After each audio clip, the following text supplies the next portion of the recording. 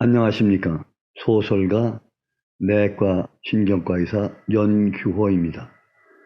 오늘은 제35회 대과학과 문학 이론, 제목은 두 개의 의식과 문학, 추론과 유추에 대해서 설명을 하겠습니다. 곁들여서 문학의 신뢰를 말씀드리겠습니다. 오늘 말씀드리는 것이 가장 중요하고, 그리고 여러분들이 일반 문학인들 사이에서 들어보지 못했던 그런 내용을 좀 듣게 되겠습니다. 추론이라든지 유추라는 단어는 많이 사용되어 왔지만은 실제로 이것이 신경과 뇌에서는 어떻게 일어나는 현상인가는 이걸 설명하는 사람이 별로 없었습니다. 얼마 전까지 있었던 칸트에 의해서 인간의 사고가 어떻게 일어나는가, 소위 말하면 순수 이성 비판론 가운데 인식론을 설명을 드렸는데, 여기에 명쾌한 대답을 준 것이 닥터 에델만, 그의 이론 가운데 1차 의식과 2차 의식에 관한 개념이 1995년에 발표되었습니다. 그 후에 이 중요한 이 두 개의 제목이 별로 이용이 되지 않았지만은 저는 이것을 열심히 공부해서 문학에 접목을 시켜봤습니다. 오늘 그 실례가 되겠습니다. 우선 1차 의식, 그리고 2차 의식이란 말은 여러분에게 생소할 것입니다. 1차 의식은 First Line Consciousness라고 하고, 원래 닥터 에델만은 고차 의식이라고 했습니다. 근데 저는 이것을 2차 의식이라고 바꿨습니다.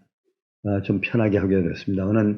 그러나 닥터 에델만은 노벨 의학상을 받으신 생리학자시고 사이콜로지스트이기 때문에 그의 의견을 여기 말씀드리는 것입니다. 자, 그러면 지금까지 문학은 어떤 식으로 되었느냐 하면은, 대개 제가 소설을 쓸 때 보면은 어느 날 갑자기 저한테 들어오는 영감이 있습니다. 영감이 떠오르면 그걸 가지고 소위 발상, 착상을 하고, 그리고 상상을 이끌어서, 그리고 글을 써 나가게 되겠습니다. 물론 이 글을 쓰기 위해서는 소재를 모으고, 그리고 주제를 만들고, 그리고 구성을 해서 소설을 쓰는데, 빨리 쓸 때는 며칠 쓰겠지만은 어떤 거는 다시 쓰고 해서, 다시 쓰고 한다는 것은 다른 말로 하면은 기억을 자꾸 불러와서 또 고친다는 얘기가 되는데요. 이와 같은 걸 하다 보면 1년이 넘는 수도 있겠습니다. 그래서 보면은 대개는 어떤 일정한 개념을 가지고 그것을 상상으로 바꾸게 되는 것입니다. 개념과 상상이라고 하는 말은 옛날부터 플라톤 시절부터나 플라톤, 아리스토텔레스 때도 개념과 상상이라는 말을 썼습니다. 개념을 플라톤 시절에는 아이디아라고 하는 말을 썼고, 또 이미지네이션, 그리고 그 후에 칸트는 개념이라는 말을 붙여 썼습니다. 왜냐하면 플라톤의 그 생각을 존중했기 때문에 개념이라는 말을 썼습니다. 그리고 20세기 말 닥터 에델만이 1차 의식과 2차 의식을 구별했을 때, 그때도 1차 의식을 개념으로 이름을 지었습니다. 그리고 2차 의식은 상상으로 이름을 지었습니다. 그렇기 때문에 개념과 상상이라고 하는 것은 아리스토텔레스, 플라톤 그 시대부터 쭉 내려왔던 것입니다.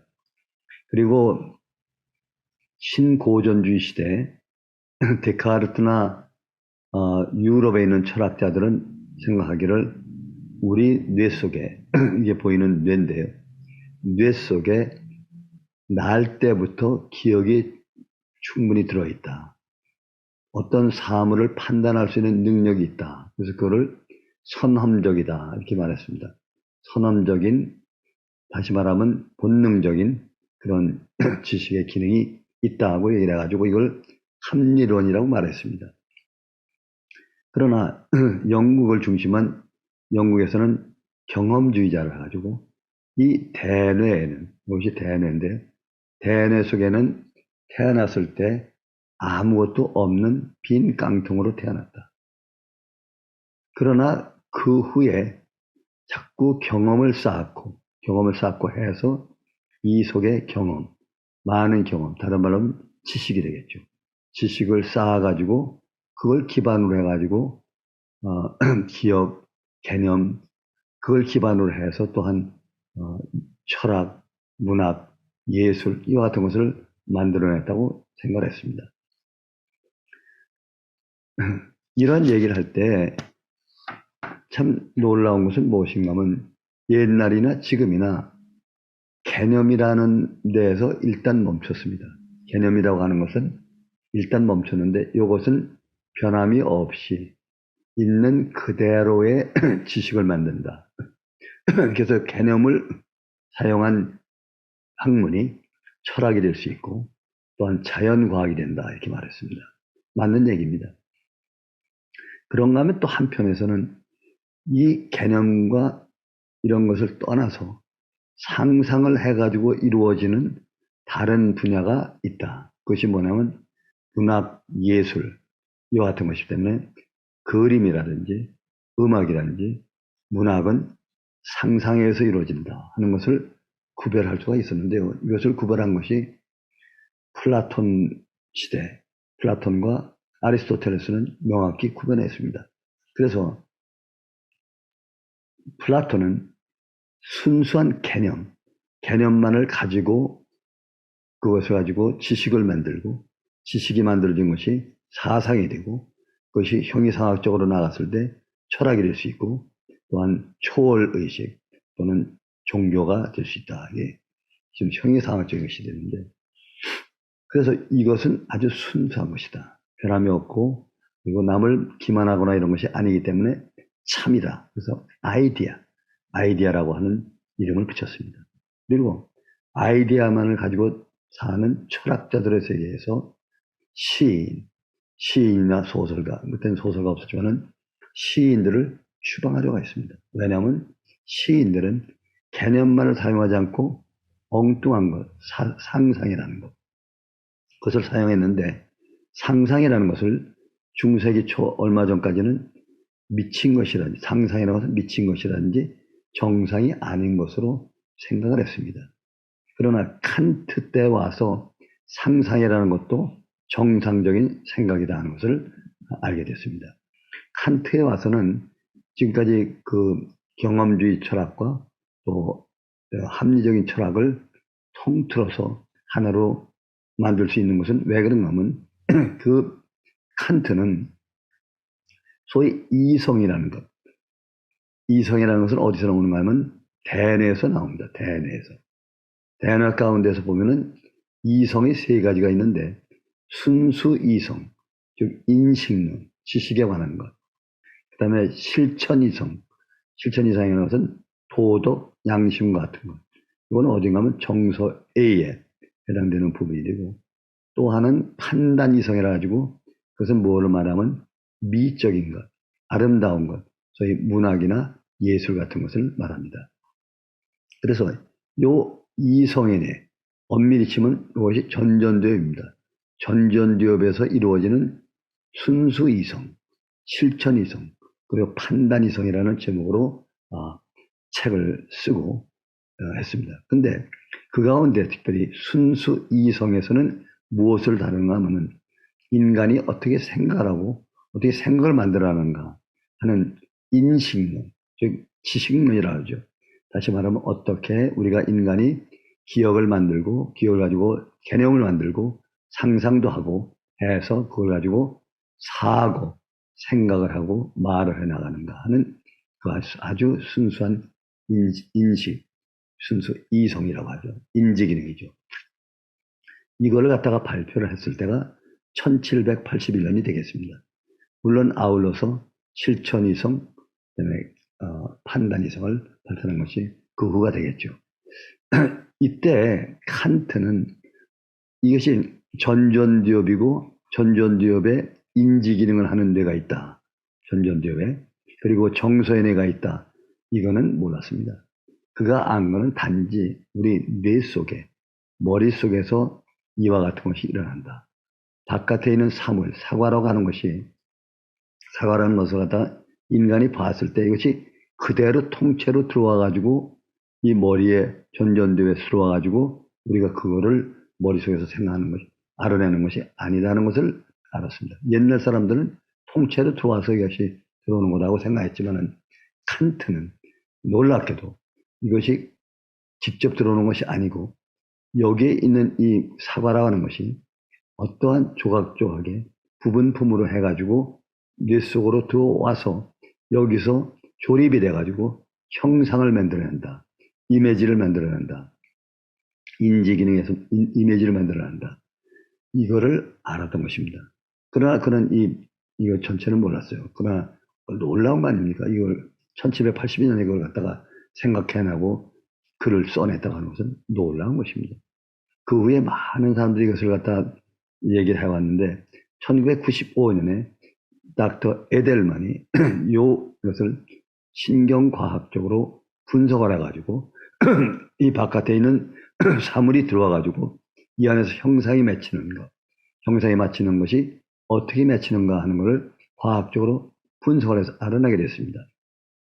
여기서 사물, 사과라고 하는 것을 봤을 때 전체가 보이는 것이 아니고 사과의 색깔 따로, 형상 따로, 또 굴러가는 것, 뭐 여러 가지 특징을 눈을 통해서, 귀를 통해서, 또 맛을 통해서, 냄새를 통해서 이것이 들어오기를 본능의 뇌, 대뇌, 하우의 뇌로 들어온 다음에 감각의 뇌를 거쳐서, 특별히 감각신경의 뇌를 거쳐가지고 이것이 해마를 통해서 인지기능, 전전두엽으로 오게 되면 이 전전두엽에서 이것이 형상화된 것을 알아맞추는 방법, 그거를 추론이라고 했습니다. 추론이라고 하고 이렇게 알아맞춘 그 사물, 바깥 사물과 같을 수도 있고 다를 수 있는 그 사물을 기억이라고 했고, 같은 기억끼리 여러 개 모인 것을 개념이라고 했고, 개념이 많이 모인 걸 지식이라고 했고, 거기에 철학적이 되면 사상이 되겠죠. 그래서 이렇게 만든 것이 개념의 형상이 되야겠죠. 개념까지 된 것을 칸트는 이 개념을 쭉 따라서 가면서 철학도 되고 과학이 된다는 걸 알았어요. 그런데 이거에 못지않게 또 상상이라는 것이 된다 이거죠. 근데 상상이 어떻게 해서 되는지는 칸트는 잘 알지 못했던 것 같습니다. 어떻게 해서 그걸 갖다 처음 거를 1차 의식이라고, 그걸 2차 의식이라고 하는데 상상이 어떻게 만들어지는가 하는 것을 알아낸 것이 에델만 얘기했습니다. 상상이라는 것은 요 상상의 뇌, 아리스토텔레스 뇌라고 하죠. 여기에서 모티베이션을 가지고 모티베이션이 나오는 것이 상상의 발상이 되겠습니다. 이 발상이 된 것을 착상을 시키고 이것을 갖다가 이 안에서 만들어진 개념들, 여기 저장되어 있습니다. 이 개념들이 저장되어 있는 걸, 그 개념을 여러 개를 갖다가 놓고 이 개념에서 다른 것으로 만들어내는 작업. 그걸 유추라고 합니다. 유추라는 것은 그걸 통해서 상상이 이루어지고 상상을 통해서 감각적인 이미지를 만들어내고 감각적인 이미지를 만들다 보면은 묘사를 하게 되겠습니다. 그래서 튀어나온 것이 문학이다 이렇게 말하는 것입니다. 예를 들면은 내 마음은 고요한 호수라고 이렇게 시를 김광 씨가 썼을 때 내 마음이라고 하는 것은 무엇이냐? 개념입니다. 개념. 변할 수 없는 개념. 그 개념을 이걸 가지고 다시 상상을 해서 이 개념을 다른 것으로 만들어냅니다. 어떻게 상상하느냐? 상상할 때 여러 가지 상상을 하는데 감각적인 상상으로 어떤 시각적으로 보이는 것, 또 청각적인 것. 근데 여기에 어떻게 상상하는가 하면 내 마음은 호수다. 시각적으로 보이는 호수. 또 찰랑찰랑 소리가 나는 청각적인 호수.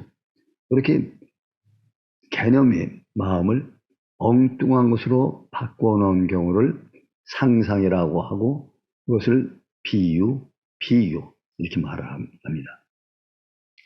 처음에 개념을 중심으로 해서만 이루어지는 것을 알고리즘이라고 그리고 이렇게 바뀌어지는 걸 갖다가 아날로그라고 하죠. 대개 이러한 것이 칸트와 에델만에 관한 것을 제가 서론적으로 말씀을 드린 것입니다. 지금 말씀드린 것처럼 플라톤은 치정의라는 걸 말했습니다. 치라는 것은 이성적인, 정이라는 것은 에모션, 의라는 건 willpower. 이것이 뭔가 하면 아까 말씀드린 지정의가 어떤 것에 해당되는가 하면은 인지기능, 아는 것, 인지기능, 정이라는 것은 에모션입니다. 편도체에서 나오는 편도체, 에모션, 정. 그리고 의지, 여기 말하면 도덕관념, 실천, 이성, 비판에 관한 것. 그러면 이 감정이라는 건 뭐냐면 이 감정은 항상 올라와서 여기 아리스토텔레스 내에 여기에 정서 B에 와서 같이 훈련을 합니다. 그래서 만드는 게 정서가 되겠습니다. 결국 감정이라는 건 이 정서와 마찬가지입니다. 정의. 플라톤이 이미 벌써 이것을 얘기를 했고 칸트는 인지, 순수 이성, 실천이성, 여기 판단이성 이렇게 세 가지 이상을 만들었습니다. 이것이 그리고 아까 말씀드린 대로 바깥에 있는 사물과 뇌에서 형성화된 사물 여기까지 되는 시간이 0.25세컨 됩니다. 여기 형성화된 이 사물 이것과 이 바깥에 있던 사물 일단 물 자체라고 그러죠. 물 자체, 물질 자체다. 이거와는 다를 수가 있습니다. 그러나 감각신경의 뇌는 항상 같게 만들어냅니다. 같게, 똑같이. 예를 들면 우리가 시각이 있습니다. 시각으로 물건을 봤을 때 내가 사과를 보는 것과 다른 사람이 보는 것과는 거의 비슷합니다. 왜? 시각세포, 시각감각세포는 DNA에서 만들어지고 본능에서 만들어지고 날 때부터 이미 만들어져서 거의 똑같다 이런 말씀입니다. 그 다음에 베토벤의 아니면 이제 새소리를 들을 때 새소리를 들으면 내가 듣는 새소리와 다른 사람이 듣는 새소리는 거의 비슷합니다. 거의 비슷합니다. 왜? 청각신경도 감각신경이기 때문에 내가 맡는 냄새, 미각 거의 비슷합니다. 왜 그런가 하면 감각신경이기 때문에 그 감각신경이 말초신경에서 중추에는 감각 중추로 들어간 다음에 감각 중추에서 운동의 중추라는 것이 아까 말씀 말초신경 감각이 들어와서 감각신경의 뇌에 들어와서 여기에서 감각신경이 전두엽으로 들어갑니다. 전두엽은 운동신경이 되어 있습니다. 운동신경에서는 매너지를 하는 것입니다. 그래서 여기서 추론에 의해서 개념이 만들어진다 이런 얘기죠. 그런데 이것이 행사는 여기서 하지만은 실제로 이루어지는 것은 감각신경세포에서 이루어집니다. 그래서 바깥에 있는 것은 1차 감각신경이고 이 가운데 대부분을 차지하고 있는 것은 운동신경도 아니고 감각신경도 아닌 운동신경과 감각신경을 고루 갖춘 연합신경이라고 합니다. 연합신경. 그렇기 때문에 이 전두엽에서 인지기능에서 기억을 만들 때 여기에 들어온 형상을 어떻게 알아맞추냐? 여기에 저장되어 있는 비슷한 형상을 끌고 와서 맞춥니다. 그것을 추론입니다. 그것뿐입니다. 그렇기 때문에 항상 같습니다. 그러나 여기에 개념을 갖다가 다른 것으로 유추해서 만들어낼 때는 이 안에서 수많은 그 연합 뉴런 세포가 연결이 되기 때문에 이것이 많이 바꾸어집니다. 그렇기 때문에 내 마음이라는 것이 호수가 될 수도 있고 잔잔한 호수가 될 수 있고 나그네가 될 수 있고 낙엽이 될 수 있고 이렇게 차이가 되는 것입니다. 이렇게 상상을 하는 것, 이렇게 바꿔지는 걸 소위 은유라고 그러죠. 은유. 상상을 했을 때 내 마음은 하늘과 같다 이렇게 하늘처럼 보인다 할 때는 이거는 직접 비교가 되겠죠. 하여튼 어쨌든 간에 상상을 해서 이런 일이 이루어진다 이런 것입니다. 지금까지 말씀드린 것이 칸트의 이원론적인 생각, 개념과 상상을 이것을 완성시킨 것이 닥터 에델만이라 이런 말입니다. 에델만 조금 전에 칸델이라고 하는 것은 실제로 기억이 있는 것을 현미경으로 발견한 것이고, 에델만은 이 기억을 통해서 의식 세계를 갖다가 구분할 수가 있게 되었습니다. 의식 세계를 구분할 수가 있는데, 그것을 제가 여러분의 지금까지 말씀드린 것을 정리를 해보겠습니다. 다시 한번 정리를 해볼 테니까 들어보시기 바랍니다. 똑같습니다. 칸트가 생각하는 것처럼 바깥에 있는 사물과 대상, 이것이 우리 다섯 가지 감각, 말초신경에서 해골을 뚫고 들어와서 대뇌 하부의 시상을 통해 들어온 다음에 여기에서 감각신경의 뇌로 배분을 시켜줍니다. 이 감각신경의 뇌는 1차 감각신경을 말합니다. 1차 감각신경은 똑같은 말초신경처럼 감각신경이기 때문에 여기에서 받은 그 이 정보가 여기까지 들어오는데 대강 0.1초가 걸립니다. 0.1초가 되는데 이 바깥에서 본 사과가 들어와서 후디웹에서 볼 때는 후디에 볼 때는 형체 정도가 보일 정도입니다. 그리고 색깔이나 이런 것은 서로 연관이 맺지 않고 아직 무엇인지 모르게 됩니다. 그러면 이 감각신경세포와 운동신경세포, 중추신경 가운데, 이게 중추신경의 안에 중추신경세포와 연결을 해주는 것을 해마가 되겠습니다. 이것이. 해마가 이것을 연결해서 그때의 정보를 가지고 들어오는데 인지기능으로 들어오게 됩니다. 아까 인지기능 말씀드렸죠? 들어오면 이 안에서 들어와 있는 그 정보들을 갖다가 여기서 전부 다 조립을 합니다. 맞추는 겁니다. 그래서 맞추어서 만들어진 것이 형상이라고 합니다. 형상. 칸트는 형상이라고 했고 그래서 형상이라는 말을 썼습니다. 이 만드는 형상이 바깥에 있는 형상과 100% 같으냐 다르냐. 어떤 거는 바깥에 있는 것이 와서 형상이 안 되는 것도 있습니다. 예를 들면은 사랑이라든지 충성과 같은 것은 들은 다음에 들어와서 여기에서 이미지는 만들어지지 않습니다. 단지 이미지가 없는 사랑 그리고 충성 같은 것이 만들어지게 됩니다. 이걸 어떻게 하느냐 하는 것은 이때의 운동신경의 인지기능의 운동신경이 이 감각신경에 대해 가운데 부분에 연합뉴런이 있습니다. 이 안에 다 저장이 되어 있는데 저장되어 있는 것 가운데 사과라고 하는 것, 여기 본 사과라는 것을 끄집어내서 가지고 옵니다. 가져와서 비교를 해보면은 이것이 사과였구나 하는 것을 안 다음에 사과라고 만들어냅니다. 이같이 사과에 관한 것을 여러 개 비교 이렇게 추측을 해가지고 만들어내는 걸 알아내는 걸 추론이라고 부르죠. 추론, 인퍼런스라고 합니다. 인퍼런스. 추론을 할 때는 여러분이 잘 아시는 귀납법적인 추론도 있고 연역법적인 추론이 있죠. 귀납법이라는 것은 여러 개의 소재를 어떤 내용을 갖다가 가지고 하나로 결론을 짓는 것. 연역법이라는 것은 어떤 결론을 짓는다면 이것은 사과다 하고 결론인 다음에 거기를 찾아내는 것. 사과 종류를 많이 모은 다음에 이것은 사과라고 결론을 짓는 것. 이것이 귀납법이고 이건 사과다 하고 한 다음에 찾아내는 것은 연역법이 되겠죠. 그래서 그 사과의 형상, 이미지라고 하는 거죠. 이미지를 갖다가 알아내게 됩니다.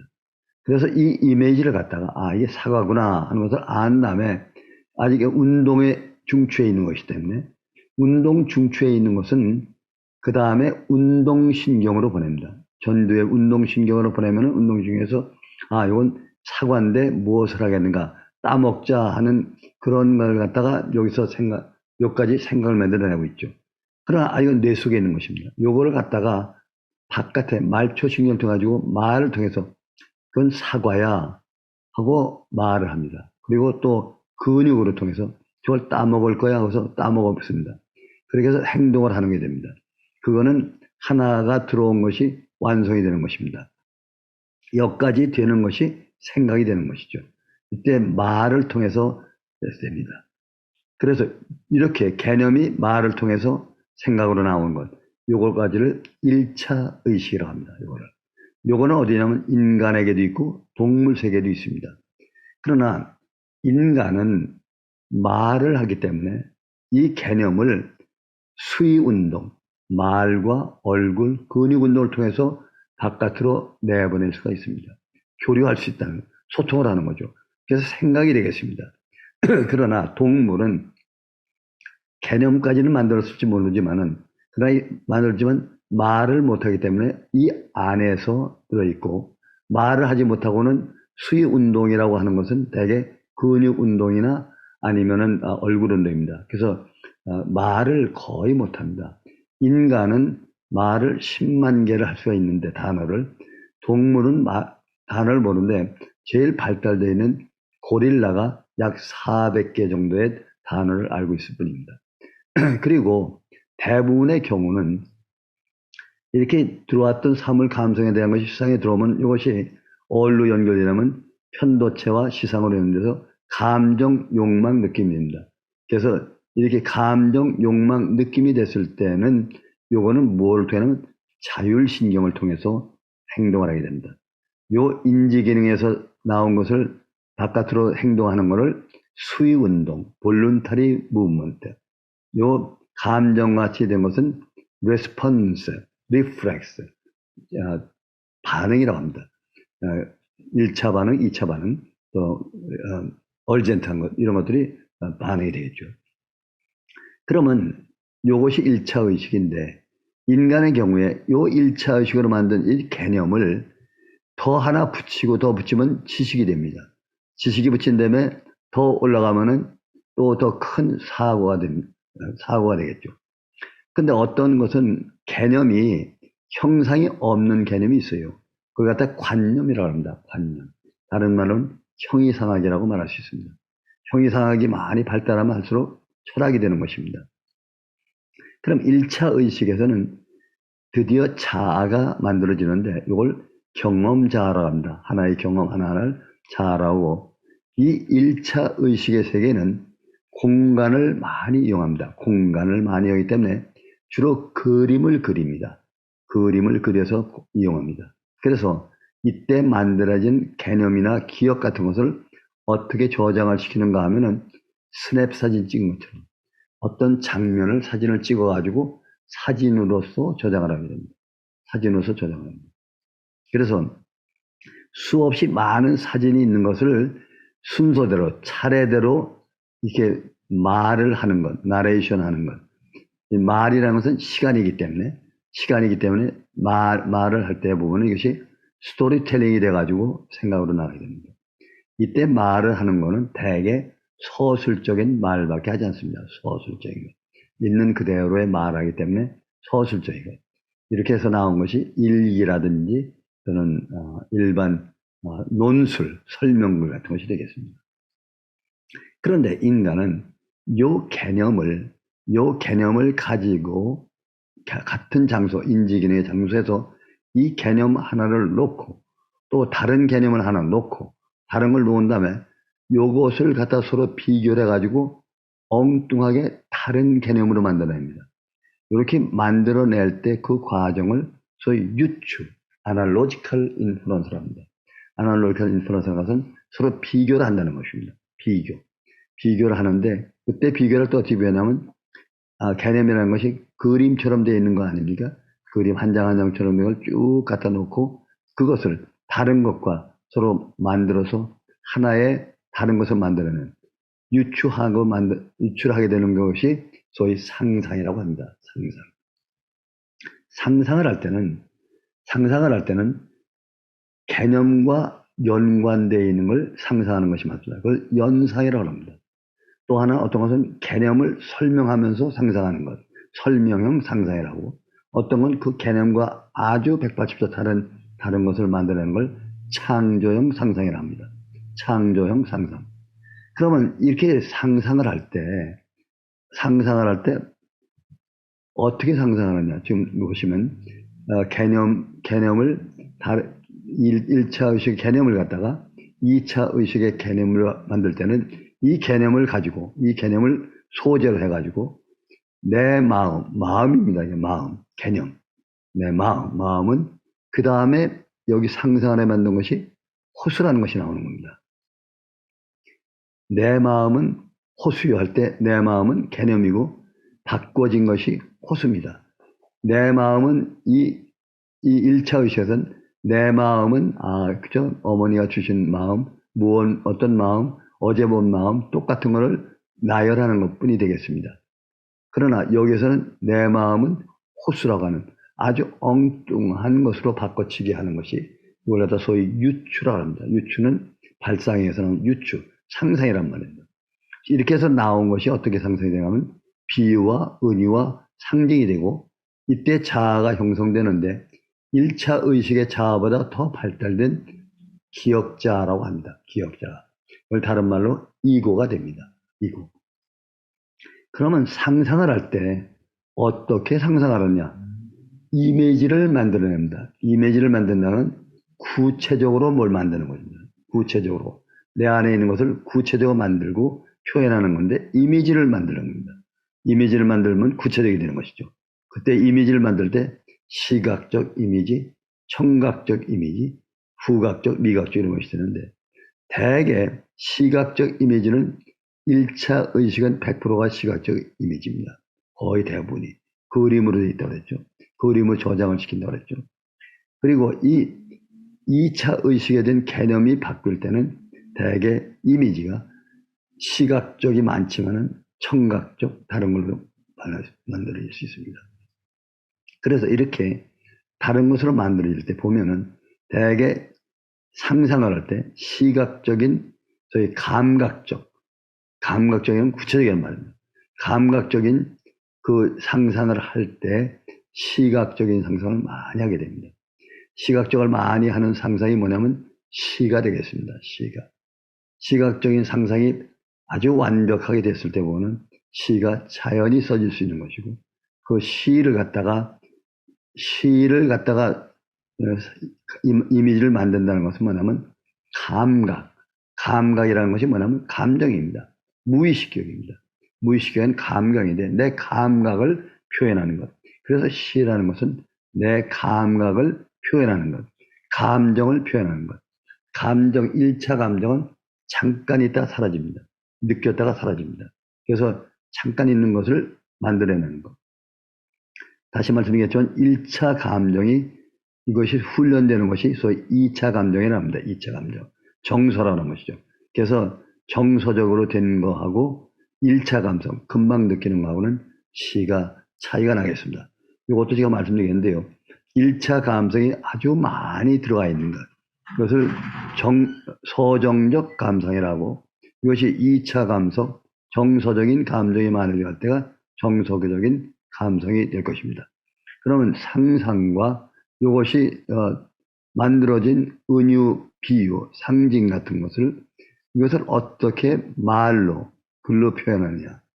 그때 말로 표현할 때는 세멘틱, 의미 기억으로 표현이 되게 되어 있습니다.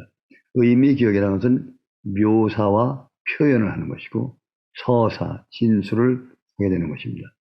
1차 의식에서의 서술을 할 때는 일반 나레이션, 있는 그대로 설명하는 것.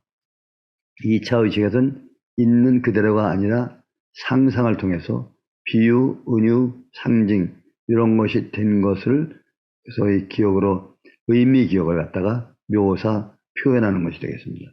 그래서 이렇게 표현되어 나온 것이 생각이 되니까 이때 나오는 것이 시나 소설, 희곡 같은 것이 되겠고 그때 이 1차 감성이 많이 들어있는 것을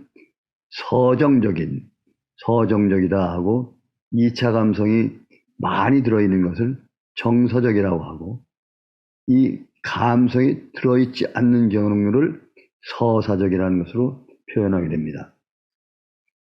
지금까지 말씀드린 것이 1차 의식과 2차 의식인데 그러면 1차 의식과 2차 의식이 다른 것 가운데 하나는 1차 의식은 공간을 이용하는 것이고 2차 의식은 시간을 이용하는 것입니다. 칸트가 말하는 공간과 시간의 개념을 이 에델만의 도표에서도 충분히 반영이 되고 있습니다. 그러면 2차 의식의 시간이라고 하는 것은 무엇이냐면 순서가 되겠습니다. 순서라는 것은 말의 순서. 말의 순서가 일정하게 전환이 됐을 때 비로소 말이 되고 그 말에는 인과관계가 들어있어야 됩니다. 여기서 말한 것이 다음에 합리적으로 연결이 됐을 때 인과관계가 있다 이렇게 말합니다. 그래서 이렇게 인과관계를 갖게 되는 청각적인 이미지, 이것은 뭐냐면 청각적인 이미지를 통해서 되는 것이기 때문에 그렇게 되는 것입니다. 잠시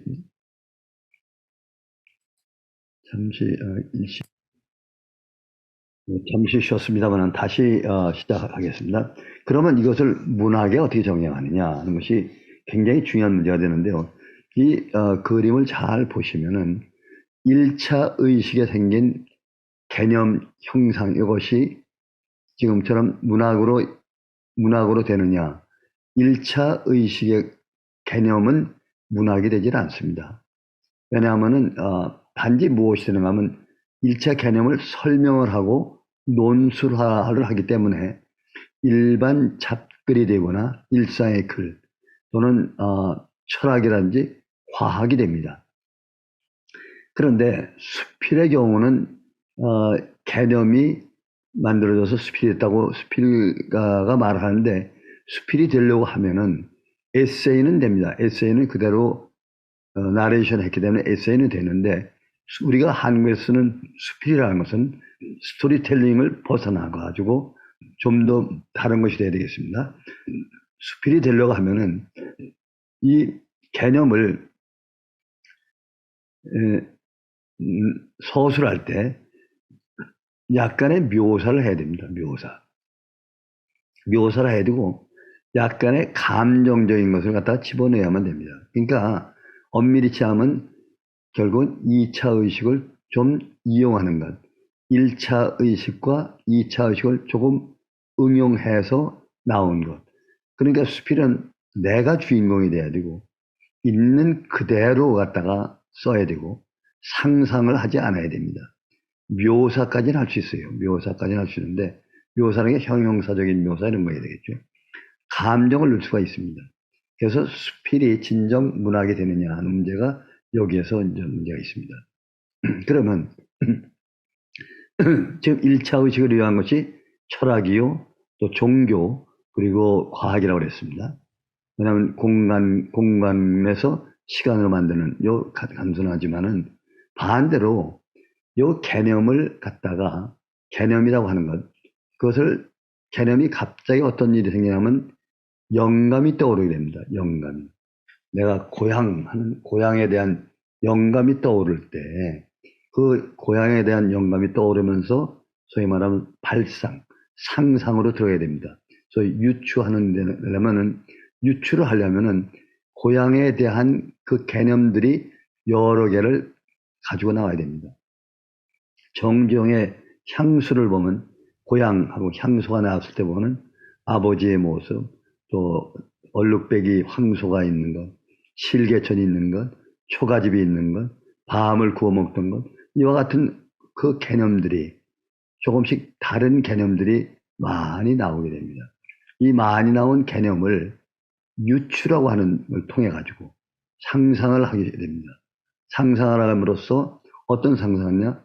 그 지금까지 가지고 있는 이 고향에 대한 그걸 갖다 설명하는 상상, 아니면은 연상시키는 상상, 아니면 완전히 다르게 하는 상상을 해서 그 다음에 그 상상을 해서 나온 결과가 뭐냐면 여기에서 이미지가 생기는데 청각적, 시각적 이미지.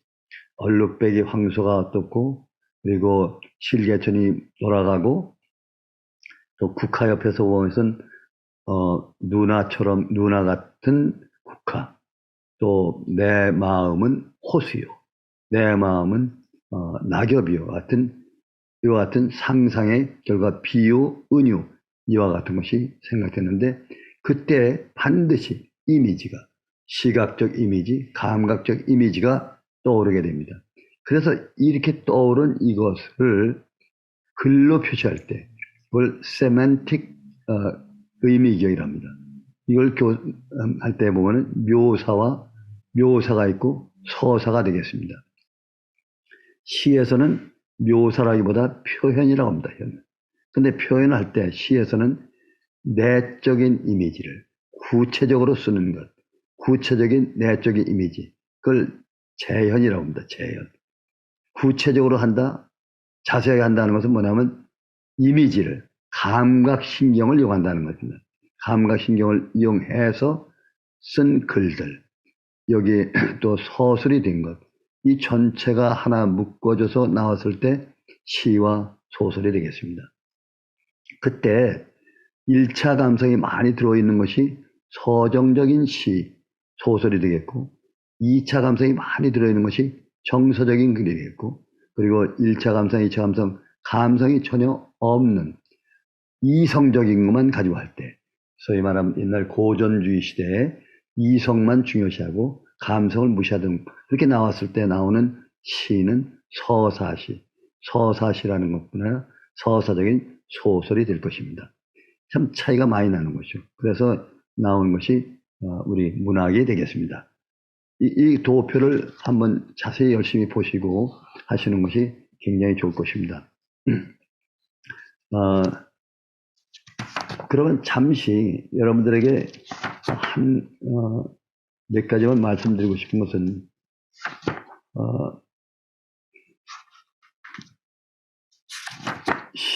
정지용의 시를 제가 말씀드렸는데요.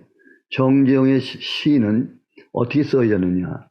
정지용 시인이 어느 날 갑자기 눈에 떠오는 것이 그 양반 고향이 옥천인데 옥천에 있는 실개천도 생각이 나고 고향이 생각이 나고 아버지가 생각이 났습니다.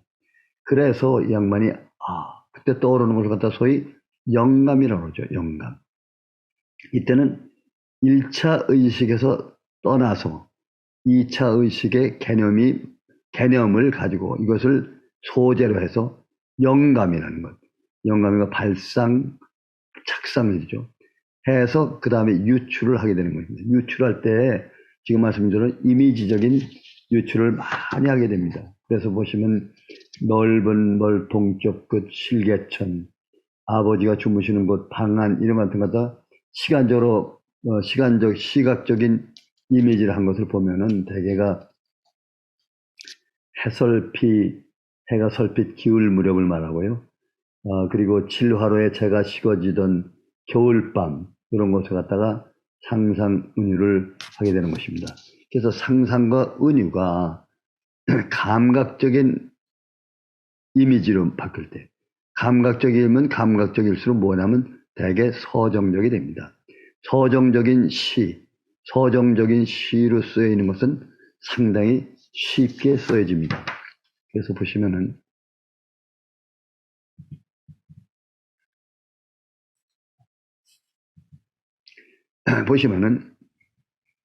시를 쓸 때 보시면 이 1차 의식, 개념을 가지고 쓸 때에도 보면은 지금 말씀드렸지만 이것이 2차 의식, 이제 문학이라는 것이 본격적으로 2차 의식이라고 사실. 그러니까 이렇게 하면 돼요. 1차 의식은 소재가 되겠고 그리고 그 1차 소재를 갖다가 유출을 통해서 2차 의식을 만들어내는 것입니다. 그리고 그때 쓸 때 유출할 때 상상의 지금 여러 종류가 있고 특별히 고정관념의 상상이 많습니다. 왜냐하면 이 상상이라는 것이 항상 고정관념인데 고정관념에서 탈피해 나가는 것 그것이 소위 말하는 창의적인 상상이 되겠습니다. 이미지는 감각적인 이미지가 되겠죠. 이렇게 해서 이것을 갖다 글로 쓸 때는 아까 말씀드린 대로 그대로 쓰는 것 그걸 서술이라고 합니다. 일반 서사. 그러나 그대로 쓰지 않고 묘사하는 것 그걸 갖다 세만틱 의미 기억이라고 하는데 의미 기억조 서술인데 그걸 묘사라고 하고 진술이라고 합니다. 묘사라는 그 감각적인 것이 많이 들어갔을 때 시각적인 것이 적고 이렇게 나레이션을 많이 해서 설명하는 경우를 진술이라고 합니다. 그래서 이렇게 해서 보면은 시와 소설을 보면은 시나 소설에나 다 그 안에 나라고 하는 화자가 있습니다. 소설의 속에는 꼭 나라고 하는 화자가 들어있습니다. 수필의 경우는 나라고 하는 것만 있지 화자는 없습니다. 그렇기 때문에 수필은 1차 의식에서 이루어진 건데 약간의 2차 의식을 갖다 가미했을 때 드디어 수필이 되는 것이고 2차 의식을 가미하지 못한 경우는 우리 미국에서 말하는 에세이라고 하는 것이 되는 것이죠.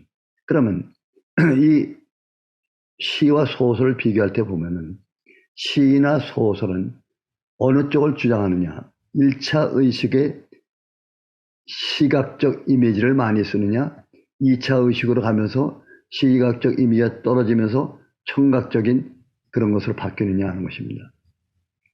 볼 때 보면은 시각적 이미지 가운데 시각적인 이미지가 많이 들어있는 경우를 갖다가 소위 묘사시라고 합니다. 묘사시.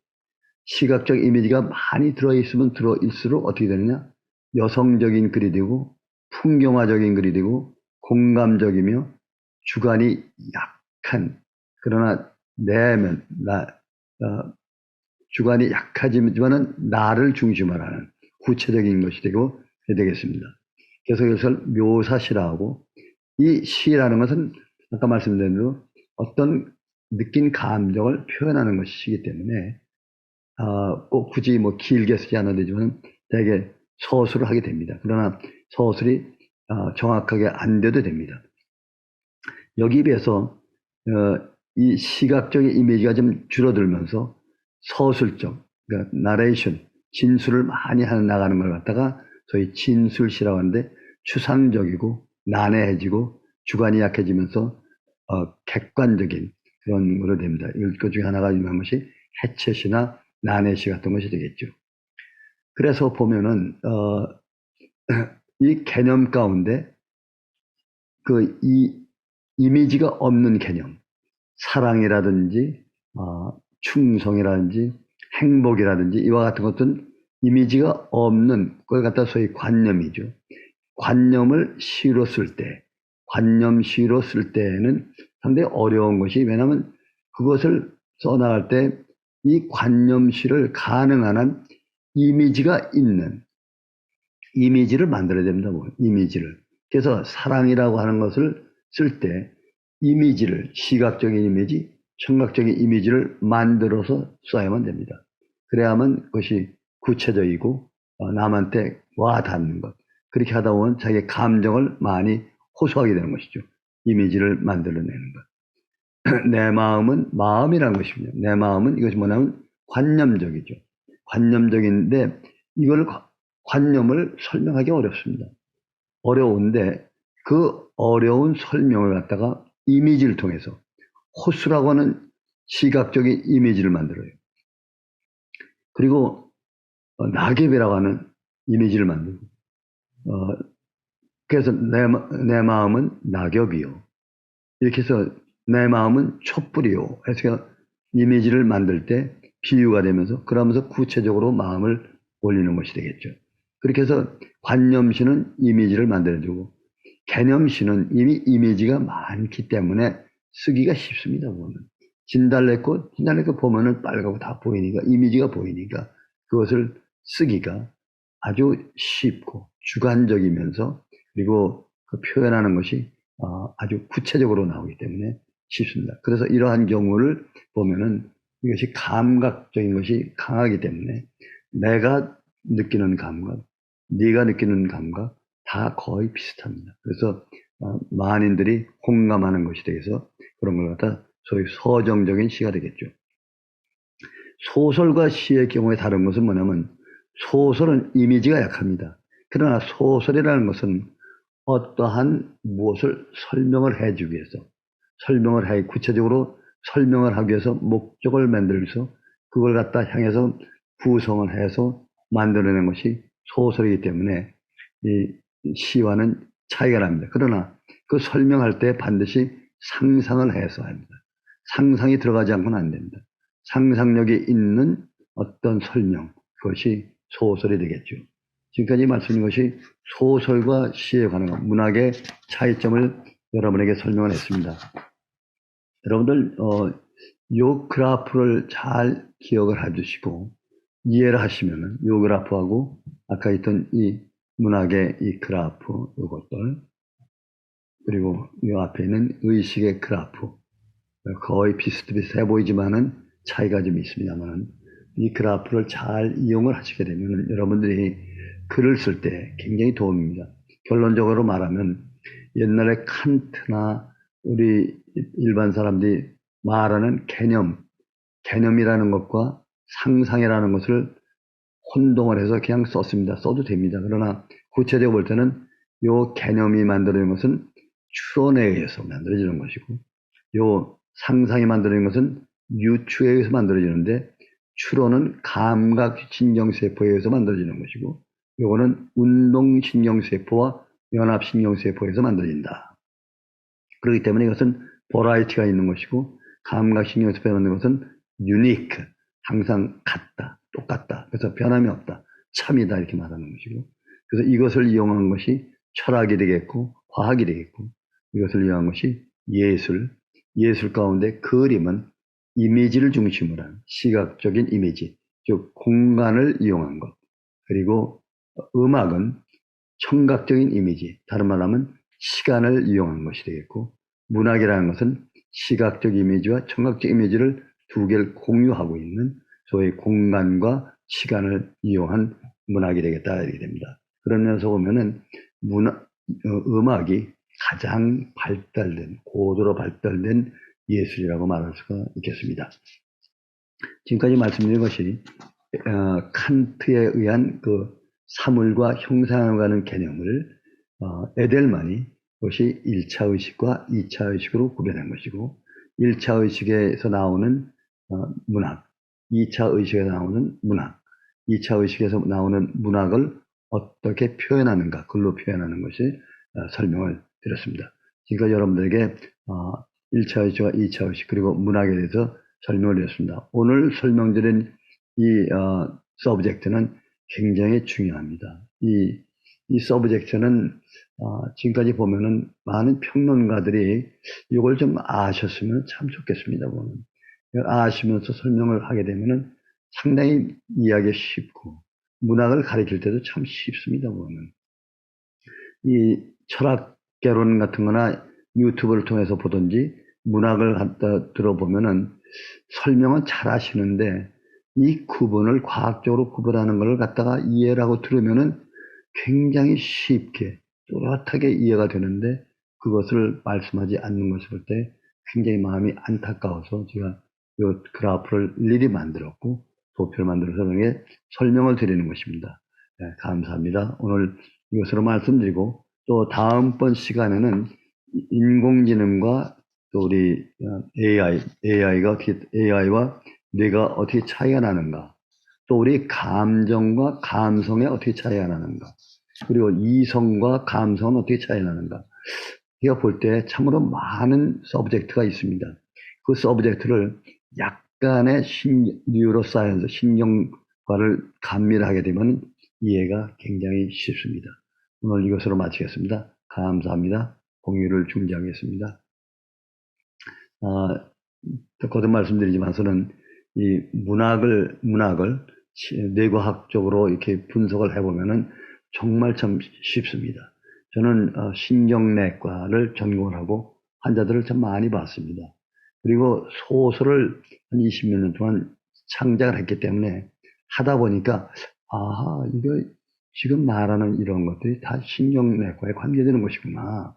그리고 철학을 좀 공부를 해보니까 철학자들이 추구했던 내용들이 뇌에서 일어나는 현상, 인식론, 감성론 이와 같은 것이 다 뇌의 사이언스, 뉴로사이언스가 되겠구나 하는 것을 제가 알게 되어서 이렇게 이와 같은 유튜브를 만들게 된 것입니다. 감사합니다. 다음 시간에 또 뵙겠습니다. 감사합니다.